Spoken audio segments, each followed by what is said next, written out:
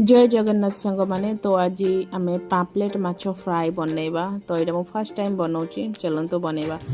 तो पापलेट माछ फ्राए पाई मुझे नहीं जिंजर गार्लिक करिएंडर लीफ आउ ग्रीन चिली रो गोटे पेस्ट ता संग को चिली पाउडर हल्दी पाउडर जीरा पाउडर धनिया पाउडर गरम मसला पाउडर आउ ता संग किसी लुण आउ देखी पारे यहाँ फाड़े लेंबू दौर आउ ये लेंबूटा चिपुड़ी आप लेंबू ना जदि आप भिनेगार भी दे पारे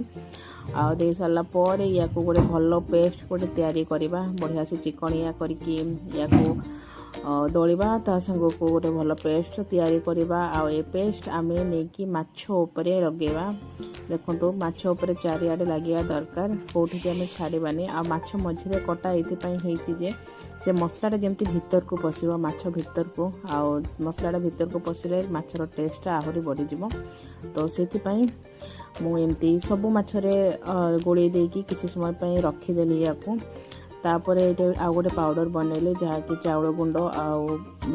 बेसन रे तैयारी होती या माछरे लगेबा या माछरे देवा द्वारा कौन हम कि माछटा बहुत क्रिस्पी हम। तो सब मछरे एमती टिके टिके पूरा दबेकी दबानी जस्ट ता ऊपर एमती स्प्रेड करदे जहाँ फल कि सेटा भल भाव ऊपर चिपकिकी रछटा फ्राए कला बेलू भल क्रिस्पी हम।